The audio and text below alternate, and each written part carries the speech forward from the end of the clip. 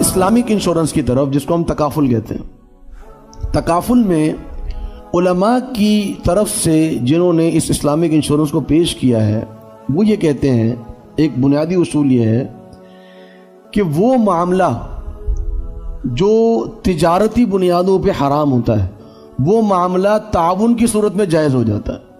یہ ایک بنیادی کانسیپٹ ہے اور یہ بالکل صحیح ہے۔ ایک شخص کو میں نے 1 لاکھ روپے دیے، جب وہ واپس کرنے آیا تو اس نے کہا کہ بھائی صاحب میرے پاس 1,00,000 روپے نہیں ہے، میرے پاس ابھی میری جو گنجائش ہے وہ 80,000 روپے کی ہے اور میری آپ سے گزارش ہے کہ باقی 20,000 روپے آپ مجھے معاف کر دیں۔ اب میں کہتا ہوں ٹھیک ہے جی، آپ 80,000 روپے مجھے دے دیں، 20,000 روپے میں آپ کو چھوڑ دیتا ہوں۔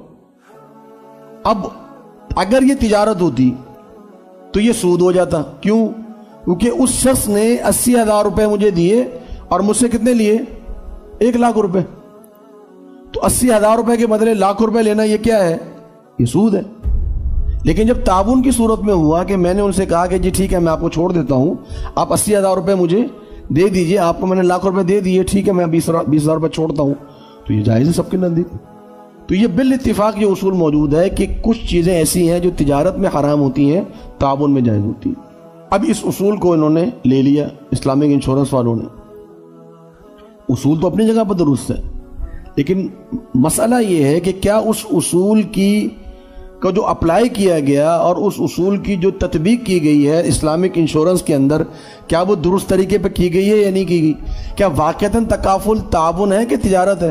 اب یہ کہتے ہیں کہ جی ہم کرتے کیا ہیں کہ ہمارے پاس جو ہے جب بھی کوئی شخص انشورنس کرانے آتا ہے تو ہم ایک وقف پول بناتے ہیں، ایک وقف پول بناتے ہیں، اور جو شخص بھی اپنے پالیسی خریدنے آتا ہے تو اس کی پالیسی کی کچھ خاص مقدار اس وقف پول میں چلی جاتی ہے، جس کو مضاربہ پول کہتے ہیں، اور کچھ خاص مقدار جو ہے وہ ایک اور پول کے اندر چلی جاتی ہے جس کے ذریعے سے اخراجات کو مینٹین کیا جا رہا ہوتا۔ اگر کسی شخص نے انشورنس کرائی گاڑی کی، اس نے انشورنس کے پیسے ادا کر دیے، درمیان میں کیا ہوا؟ اس گاڑی کو حادثہ ہو گیا۔ اب یہ کہتے ہیں کہ جی جو پول والے لوگ ہیں نا، یہ اس پول میں سے اس کے پیسے نکال کر جو اس کے انشورنس کے پیسے ہوتے ہیں وہ اس کو ادا کر دیتے ہیں۔ تو یہ سمجھیں کہ یہ اجنبی لوگوں کی ایک برادری ہے، انہوں نے برادری نے مل کے ایک وقف پول بنا دیا ہے، اس پول کے اندر پیسے ڈال رہے ہیں، اس پول کے ذریعے سے ہم آگے تجارت بھی کر رہے ہیں، اس کا جو منافع آ رہا ہے وہ واپس پول کے اندر ریٹرن ہو رہا ہے اور اسی سے سارے کلیمز جو ہیں ہم ادا کر رہے ہیں۔ کیا یہ واقعتاً تعاون ہے؟ یہ چیز دیکھنا ضروری ہے۔ یہ سب مانتے ہیں، اسلامک انشورنس والے بھی مانتے ہیں کہ اس کے اندر سود بھی موجود ہے، اس کے اندر جوا بھی موجود ہے، یہ سب مانتے ہیں، اس سے کوئی انکار ہی نہیں ہوگا۔ اس کے اندر بالکل وہی صورت موجود ہے جو انشورنس کے اندر موجود ہوتی ہے۔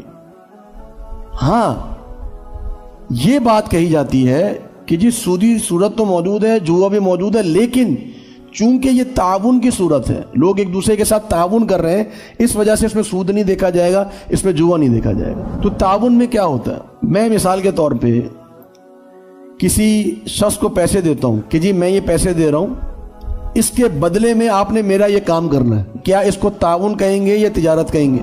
ہر وہ معاملہ جس میں عوض آ جائے، جس کو کہتے ہیں نا معاوضہ ادا کرنا، جس میں اگینسٹ میں آپ کو کوئی چیز مل رہی ہو، چاہے آپ کو سروس مل رہی ہو، چاہے آپ کو کوئی کمیونٹی مل رہی ہو، کوئی ایسٹ مل رہا ہو، کوئی چیز مل رہی ہو، ہر وہ معاملہ جس کے عوض میں آپ کو کچھ مل رہا ہو وہ تعاون نہیں۔ تعاون ہمیشہ یک طرفہ ہوتا ہے، دو طرفہ نہیں ہوتا۔ اگر میں ایک جگہ پیسے ڈال رہا ہوں اور اس کے عوض میں شرط لگا رہا ہوں کہ جی مجھے میرے انشورنس کلیم ہونی چاہیے اور میں اپنا یہ نقصان اس میں سے پورا کروں گا، تو یہ تعاون نہیں ہے، یہ کیا ہے؟ یہ تجارت۔ کہ جس چیز کو ہم تعاون نہیں کہہ سکتے اس کو ہم نے تجارت ہی قرار دینا ہے، تو آپ اس کی بنیاد پر سود جیسے معاملے کو اور جوئے جیسے معاملے کو کیسے جائز قرار دے رہے ہیں؟ یہ ایک سادہ سا سوال ہے۔ مثال کے طور پہ کہ اگر ایک شخص نے 10 لاکھ روپے کی پالیسی خریدی ہے، 5 لاکھ روپے کی وہ قسطیں ادا کر چکا ہے، اب آگے اس کے حالات نہیں رہے قسطیں دینے کے، آپ اس کا نقصان پورا کریں گے؟